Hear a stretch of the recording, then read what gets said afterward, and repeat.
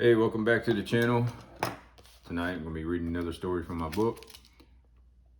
This one is about a teenager and his cousin that played Russian roulette with a .38 revolver. Yeah, I thought it was just a myth too, you know, the deer hunter type thing, whatever, but from the movie. But no, it was a real thing. So let's get into it. About 6 months into my career, the city balanced its staffing levels at stations across the entire department and moved probationary rookies anywhere there was a need. I was sent from Station 23 down on the ship channel to Station 34 on the northeast side of the city. 34 is north of Kashmir Gardens, which is north of 5th Ward. So you kind of run into the Kashmir Gardens once you cross over there, Hirsch Road area over there. Leaving my station and friends was not fun, but the worst part for me was the fact that I had been memorizing my territory at 23s and had it down pretty well at the time. Now, boom, an entirely new territory to start studying. So rookies, all firemen are required to memorize territory. This was way before the days of computer-aided dispatch, and you got most guys now, they just put the address into their iPhone, and which is nice. But in the old days, and still some today too, you had to memorize territory. You had to get a blank piece of paper, you had to draw in, the main drags and everything. 23's territory was pretty easy because it was ABCs and 1, 2, 3s. It went alphabetically from north to south, and then it went numerically from east to west, or vice versa. I can't remember now. It's been a long time. But anyway, that was pretty easy territory. 34's territory was very hard. The railroad tracks ran along Hirsch Road there and would cut off the streets. And so you had to memorize not only the streets, but you had to memorize which sides of the railroad tracks where the numbers stopped and which side of the numbers were on the side of the tracks that began again. So a lot of times you would make a call to an address and realize, oh snap, it's on the other side of the railroad tracks. So you got to go around, right? Down lower copy. But anyway, 34's had an old reputation for being a hot house, and one of the more old school fire stations in the city. It did me a lot of good to finish out my rookie year there. Russian roulette. I will never ever forget a call on Engine 34 to a house full of panic. The call came in as a GSW, a gunshot wound, and that is a call in which firemen wait for the police to declare the scene threat-free before you enter and treat the patient.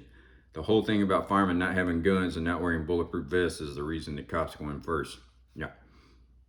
PD declared the scene safe before we arrived, and upon arrival, we were directed to the back room of the house. I happened to be the first one in the room and saw a young Hispanic male with closely cropped haircut lying on his face in a pool of blood. His cousin was in the corner yelling in disbelief. Yeah, he was screaming. He was screaming.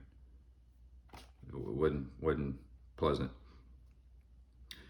His cousin was in the corner yelling in disbelief, and a .38 revolver was just a few inches from the dead teenager's hand, which I thought was odd, by the way. PD usually removes any guns from the scene right away. Yeah, the revolver was right there, still next to the body. Yeah, that's usually not how it works. On the very back of the teen's head was a hole with chunks of bone and brain in and around it. DRT, or dead right there, in unofficial fireman talk. So he was face down, big pool of blood, cousin screaming in the room, and the exit wound at the back of his skull had like just broken skull bones and brain matter and stuff poking out. I asked what happened, and the cousin in the corner stated that the gun fired while they were playing Russian roulette. I turned and looked at him and simply asked, "What?" I was like, "What?" He simply repeated what he said and was led out of the room by the police, who also took the revolver as evidence. I looked at the other guys and they just shrugged their shoulders. Someone commented that maybe they were high or thought the gun was unloaded, but to me, Russian roulette was an urban legend, a myth that maybe was true about Russian gulag guards who made prisoners do this for entertainment, not something American teenagers actually participated in. We checked vitals without moving the body as best we could, and as it looked, there was nothing but flatline on the monitor. The kid was 16 years old. So they were playing Russian roulette with a revolver. To this day, this is almost 30 years ago. Insane. Crazy. We went out to the front yard and put our gear back on the trucks, and we're sort of talking about the call.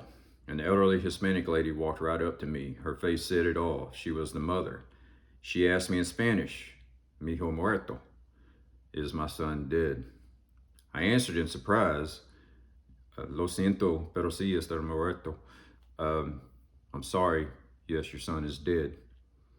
She nodded her head in understanding, turned around, and walked back into the house. It was almost as if this was an outcome she had been expecting for years. There was pain in her eyes, but also acceptance. I looked at my partners and told them that she either just now learned her son was dead or she just wanted to hear the final word from a fireman who examined him. Quien sabe? Who knows? I thought it was odd that she walked up to me because, I mean, I'm as wonder-bred white boy as it comes, right? But I do speak Spanish. I'm certified bilingual through the City of Houston Fire Department, got paid bilingual pay. I took a lot of hard work, and I'm still not anywhere near a fluent speaker, but I can communicate. But she came up to me and asked me in Spanish if her son was dead. I don't know, to this day, that still kind of strikes me as strange. And I answered back to her in Spanish without even thinking about it. Because usually I have to think, I have to turn on the English to Spanish switch or back and forth. I just answered her right away. But yeah, like I said, it was a sad look. But like I said, I think it was one that she was like expecting something like this to happen one day. So I don't know how much trouble the kid gave his grandma, how much grief. I don't know if any. I can't cast that judgment. But yeah, call I'll never forget. Russian roulette.